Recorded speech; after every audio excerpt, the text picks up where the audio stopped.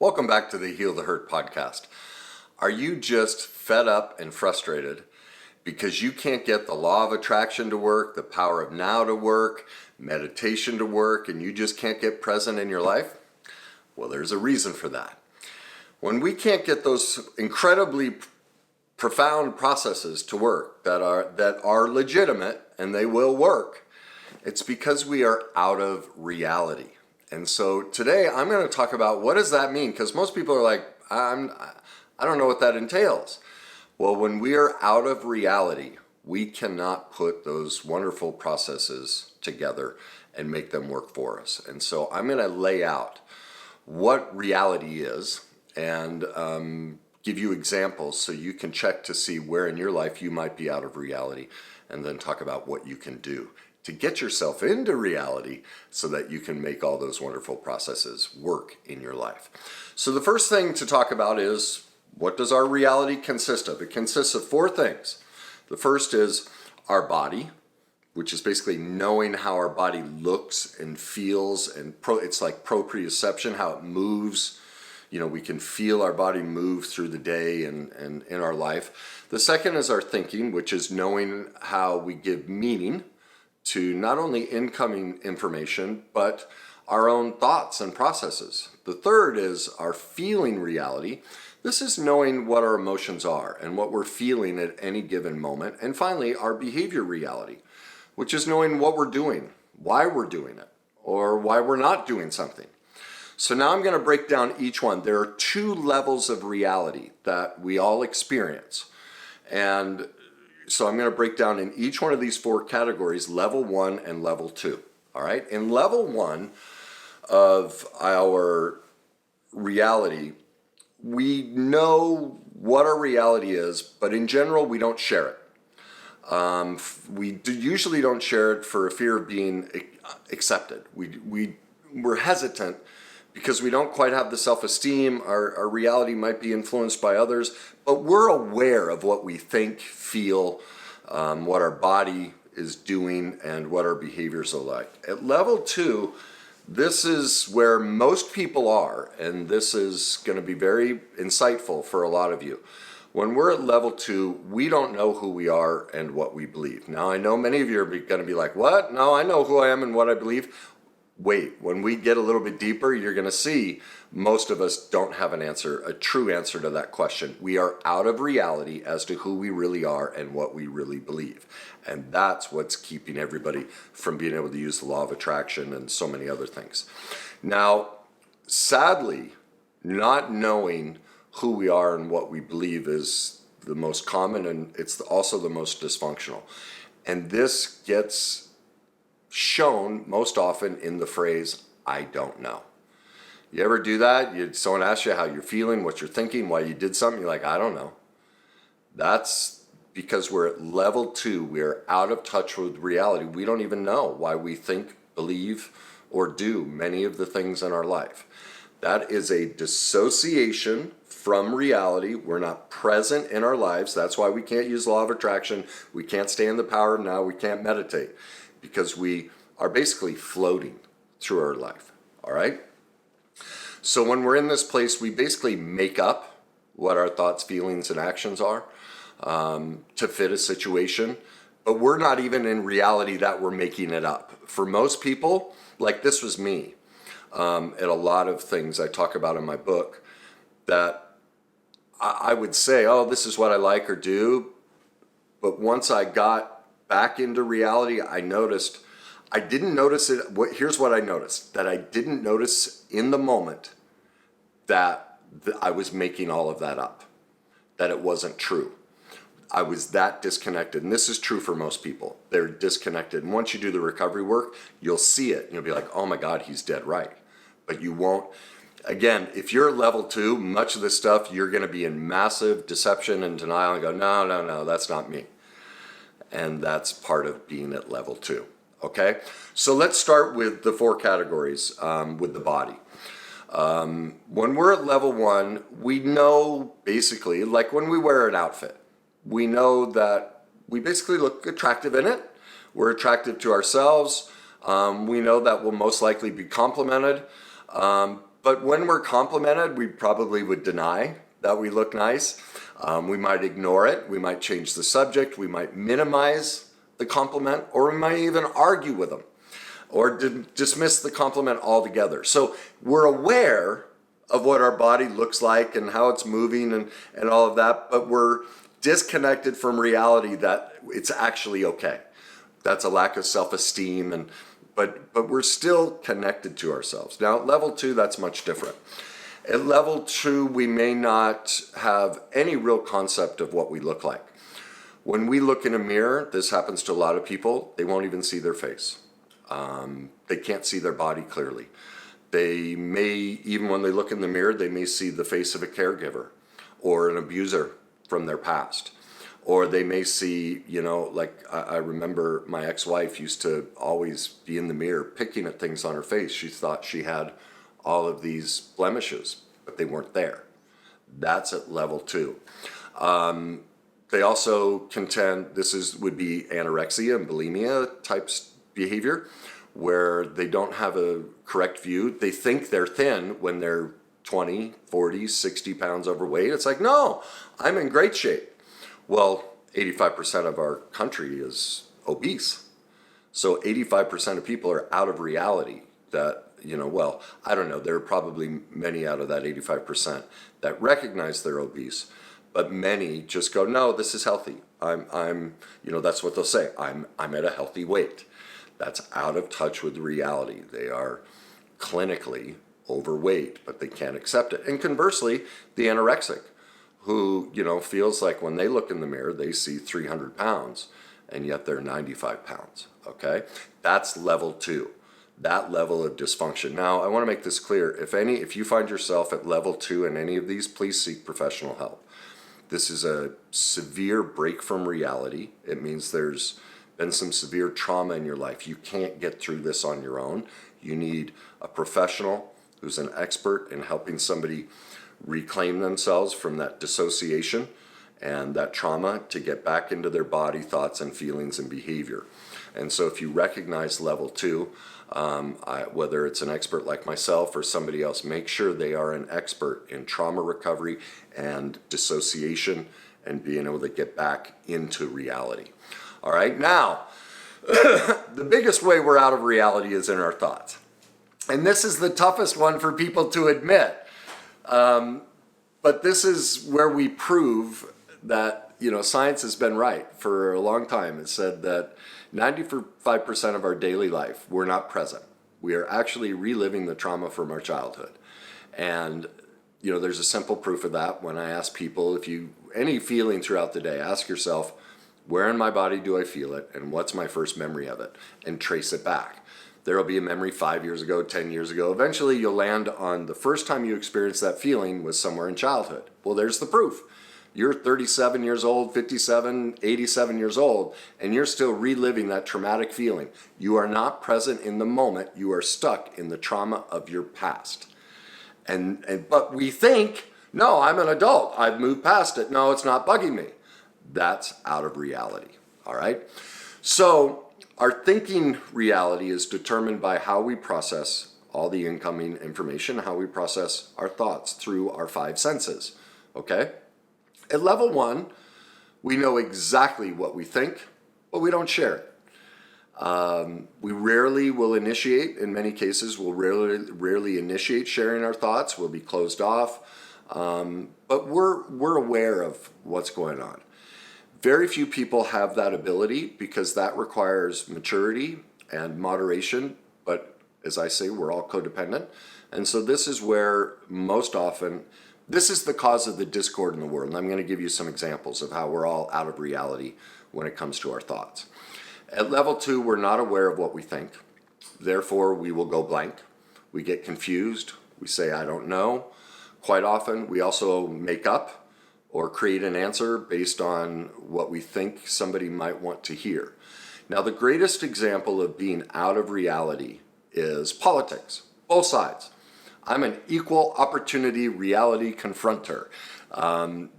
Whichever side of the political aisle you're on, you're going to be brought into reality today. Let's take the Democrats. All right? They will say Republicans are mean, selfish, racist, unkind people. Well, what are they doing right now?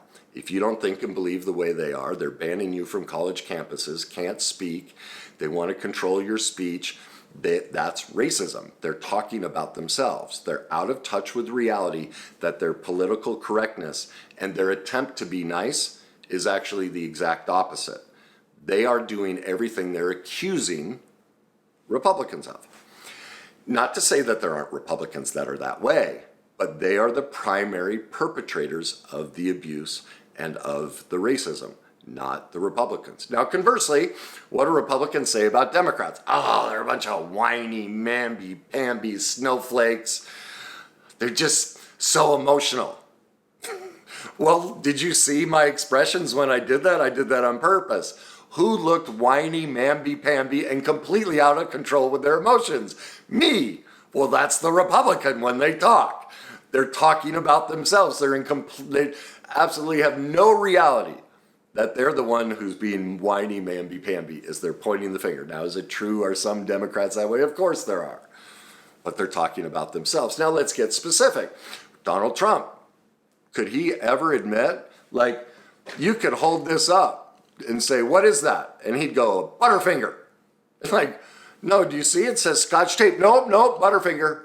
Completely out of touch with the reality. If he had his mindset on what something was, he just couldn't change his reality. He's completely detached. Now, in his defense, he was severely abused as a child. His dad completely ridiculed him, said he'd be nothing, always compared him to his older brother. I mean, it was horrific abuse. And so that's why Trump can never admit the truth. Because if he's ever wrong, what people don't realize is the only reason Trump does all of this is he's projected his father onto the world. He has to prove to the world that he's great because he's trying to prove his father. That's how out of touch he is. It's not that he wants to do any of this. He's still trying to get his father's approval. And he doesn't know that. Now let's take the other side, Bernie Sanders. What does Bernie say? Oh my God, we have to raise the minimum wage to 15%. And oh my God, we have to, all these taxes, we have to tax more. Well, what did Bernie do during the campaign? All of his workers revolted because they said he wasn't paying them enough. He was paying them like $12 an hour. He wouldn't pay him $15 an hour, which is what he's advocating as a minimum wage. So they revolted, and he said, okay, I'll raise your minimum wage, but I'm going to cut your hours, which is what everyone says. If you raise the minimum wage, employers are going to cut the hours. So here he is going against, he's saying, we need to do this, and yet the second he does it, he acts like just what all of his detractors have been saying. What about his book deal? He made millions. They said, are you going to give some of that money away and pay in taxes? Oh no, I deserve it. So it's just seriously, I just laugh at both sides when all this social unrest, everything out of both sides' mouth, they don't realize they're massively out of reality and they're talking to themselves. Both sides are at level 2, not aware of what they think and feel, not aware of who they are as a person. They think, this is what they believe. I believe in anti-racism. I believe in controlling your emotions. Yet they're doing the exact opposite. They don't know who they are. They don't. Yet they think they do. And now let's get serious. That's heartbreaking. That's absolutely heartbreaking. Both sides are doing this. And so if you want to argue with me, whichever side you're on politically, you realize that your argument proves the point. You can't accept reality. You're at level 2. That this is what you do. Again, both sides, while they're pointing the finger at somebody else, there may be truth in it. But in their solution to the problem, they are being the problem. They're creating it, and they won't take ownership of that. That is level 2. And that's what's killing the world, is everybody is out of reality of who they really are. They are stuck in their childhood wounds. They think they're adults. They think they're against this and for this, when in fact they aren't, and they don't see it. You want to fix the social problems in the world, this is what we need to address. It's a waste of time to legislate guns or any of the other things. It's just a diversion. We have to do codependence recovery and get into reality of, oh, I'm the problem, not them. It's my reality that's skewed. I'm the one who needs help. We do that, then all of this ends. Okay? So whichever side of you're on politically, I commend you, I support you. But my encouragement to you is every time you point the finger at them, look back at yourself and go, oh my God, the words out of my mouth, I'm doing what I'm saying I don't want them to do. That's what will get you back into reality. And that's how each of us as individuals can change this dynamic. Quit spewing and pointing the finger at them. Because while we do that, we are creating the disconnection from reality. We are creating all the discord. We, each of us as an individual, we are all creating this discord. It's not the other person. Yet we're so out of touch with reality, we're trying to change them when the people we need to change is ourselves. Okay? Now let's talk about feelings. Feeling reality. Well, feeling reality, as I said, is a body felt experience. It's not a thought experience. And at level 1, I'm fully aware of what I'm feeling. But in general, I won't share those feelings with you, probably because of lack of self-esteem, trauma issues from the past, fear that comes up. So we might lie and express a different feeling from what we're actually feeling. We might withhold what we're really feeling by saying, oh, I'm not feeling anything. For some, they're completely overrun by their feelings and they can't stop from spewing them everywhere. All right? Others in the same category might share too much information for the situation. They're just puking all of it. They are aware that they have lots of feelings, but they have no containment, no moderation, no maturity in it. But again, they're at level 1 because they're aware. All right? Level 2 is different. At level 2, they rarely experience feeling. And this, studies show, this is 70% of the population. Yeah. At level 2, this is most apparent when somebody says, I'm good, I'm fine, or I'm numb, I'm blank, I'm empty, or I don't feel anything at all. This I run in with clients when I begin working with them and teaching them emotional mastery. Because look, if there's any problem in your life, it's not a thought that you have to change, it's a feeling. Look at what I just talked about with politics, both sides, it's feelings that are the problem. And so the solution is, what are you feeling? Where in your body do you feel it? What are your first memories? Well, when I ask, what are you feeling? They don't know, and I hand them the feeling sheet. They can't identify. They can say, well, those words seem right, but I don't feel it in my body. What that means, if you can't feel feelings in your body, is the trauma was so severe in your childhood that you dissociated and left your body. Now, here's one way to find out how severe it was. If you think back on those traumatic moments, for level 2, you would not remember these moments as though you're watching them out of your eyes. At level 1 you would, but at level 2 you can't because you left your body. And so your memories are either from the side watching the event happen or up above. Now, the more severe it is up above. If you go if your trauma event happened and you went sideways, that's the least amount of dissociation, all right? That's an easier integration process. If you went up above, that's a longer term to reintegrate you and get you back in your body, okay? That's, as I said, 70% of the population is out of reality with their body. They don't know what they feel. That's how disconnected we are. Well, this is why law of attraction, power of now, all of these things don't work. How could we attract something when we're not present in our own body, in our own thoughts, and our own feelings? It's just not possible. And that's my sadness when I love watching Abraham Hicks and Eckhart Tolle. Eckhart's just hysterical. He's so sweet too. I just love him. I love both of them. But when I listen to their videos and people are asking questions, sadly they don't have that solution for them. And so they're telling them how to use the process, but the process only works once you've conquered getting out of, level 2. You have to get present. That's why that's why these people are so frustrated and they keep asking over and over. They can't connect to the information because they're not in reality. And so it doesn't make sense. Their trauma is blocking them from everything they're saying is brilliant. The wisdom, it's all dead on. There's nothing wrong in any of their information.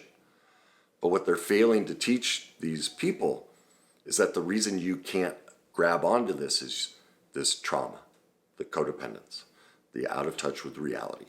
And that's what it breaks my heart that they don't have that. Well, I don't know. Maybe they don't need to have that skill set, but it breaks my heart for the people that they're left frustrated because without that information, they can't exercise, and they tend to walk away feeling shamed, going, why don't I get this? It's so easy for him or her.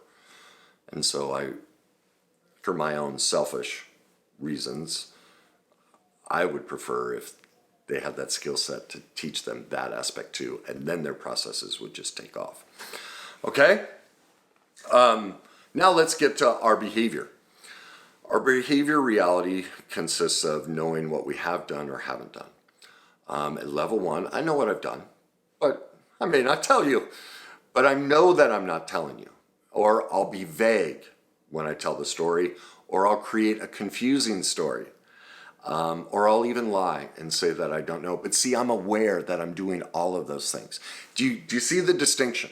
At level 1, we're aware of our avoidance, basically, okay? We know that we're doing it. Well, most people aren't aware. They're at level 2, but they think, no, I'm telling you the truth, but they don't. So at level 2, they will have no recollection or awareness of what they've done. Now, it's very natural for all of us to forget things. But if you're experiencing repeated examples of having no recollection and people close to you in your life have keep saying to you, wait a minute, what's going on? Why do you always forget things, or why is it always distorted? You're most likely at level 2. And as I said, if you're experiencing level 2 often, this is a severe sign of codependence, a severe sign of potential trauma, severe trauma, a severe sign of dissociation. This is what creates, for those that are way out there, this is what creates multiple personalities. All right, that dissociation when they leave, and then they create constructs to protect the soul. All right, so those with now they call it DID, dissociative identity disorder. They have a severe loss of reality, all 4 areas, and that's why they'll have no memory, that they live a second life. There's some wonderful stories of this. I think he was a really high, powerful lawyer. But this was back in the 70s or 80s. On the weekends, he'd switch. And he had this afro, this big boom box. He was like a disco guy who'd, roller skate through Central Park. Had a completely different persona and never knew it. Didn't know. That's the severe side of dissociation and being at level 2. So to wrap this up, if are finding yourself having a hard time digesting this and really wanting, like if you're in, like, no, like if there's an agitation to what I talked about, especially politically, you're probably at level 2. That's your defense mechanism. That's how out of touch of reality. If you can't see, because what I did is I politely and accurately described both sides equally. I didn't lift one above the other. It was an honest assessment of how both do it. That's reality. And so whichever side of the political aisle you're on, if you can't see the other reality, or if you still think it's wrong, that means you're out of touch with who you are. That's a defense mechanism from trauma, and you're trying to make them the problem, okay? So the way to recover from being out of touch with our reality, whether it's physically, whether it's emotionally, whether it's our thoughts, or our behaviors is, especially if you're at level 2, you have to seek professional help. That's just the only way, because you're not in reality of what you're thinking, feeling, and doing. And so you can't counsel yourself through it because you're distorted. You have a skewed reality of how you're operating in the world. And that's these people, at the extremes politically, they're completely skewed at how they're operating in the world. They don't see themselves. And that can't be conquered on our own. Now, at level 1, yes, you can do a lot of this work on your own. This requires trauma recovery. This requires codependence recovery. It requires self-esteem recovery, learning about boundaries, learning how to say no. Also fear, because there's a lot of what you're really talking about here, especially when it comes to the thinking reality, is as a child, you were not allowed to have your own morals and values, needs and wants, negotiables and non-negotiables. That's why you don't know. So for those people who go, I don't know a lot, what that tells me is in childhood, you were not allowed to set your own morals and values. You were not allowed to think for yourself. And so here you are an adult and you don't really know what you want. People don't know their careers. Like most people just go, I don't know. I mean, think in your life how often you go, I don't know. Well, that's a level of dissociation and an inability to express ourselves. We don't know authentically what it is we want. Well, we should know that. But if you're at level 1, you're aware of it. Well, a lot of that, I have a whole university process to teach you how to navigate all of recovery in all of those areas. And you can do that work on your own because you're at level 1. You recognize it. You see it. So those are the options for you if you find yourself. Now, if you're dealing with people at level 2, you're going to need some pretty heavy boundaries. Like if you notice, like on my narcissism posts, I rarely comment back because almost all those people are at level 2, especially the scathing comments. Well, you can't have discussions with people at level 2. They're not in reality. And so just like Trump, I could show them this is Scotch tape. Here's the research that proves what I'm saying. And they would still deny it. They can't accept reality. Okay? And so I don't engage. And so if you have people in your life that you're like, yep, they're at level 2, I have some videos coming up that'll give you examples of how to deal with people like this and how to set boundaries politely, use what's called a wall of pleasantness, and just not engage. Boundaries don't work with abusers. And those at level 2 tend to be abusive in expressing their reality. Not all, but many tend to be abusive in how they're out of touch with reality. Well, by nature, someone who's abusive is a boundary crasher. They're going to impose their reality on you. Boundaries don't work with that. And so that's why complete disengagement. That's why with a narcissist, there's no contact. You just can't have contact with somebody who's an abuser and crashes your boundaries. Okay? So I hope that helped you. If you think this is helpful to others, please share it. Leave me your comments. And politically, if that caused a big stir in you, go ahead and leave your comments. Why not? You're allowed to have your reality, and you're allowed to express it. But just remember, if you choose to throw the other side under the bus, you're not talking about the other side. You're talking about yourself. You in that moment are doing everything you're accusing of the other side of doing. And so my encouragement to you is turn that condemnation back on yourself, heal that, and that's how you play a part in healing, all of these situations. If you'd like more content like this, I now have my new online magazine. Go to www.thegreatnessuniversity.com and subscribe. All of my content goes there.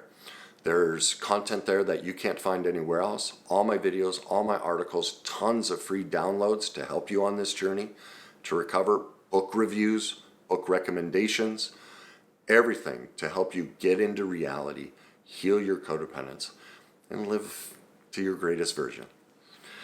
And as I always say, enjoy the journey.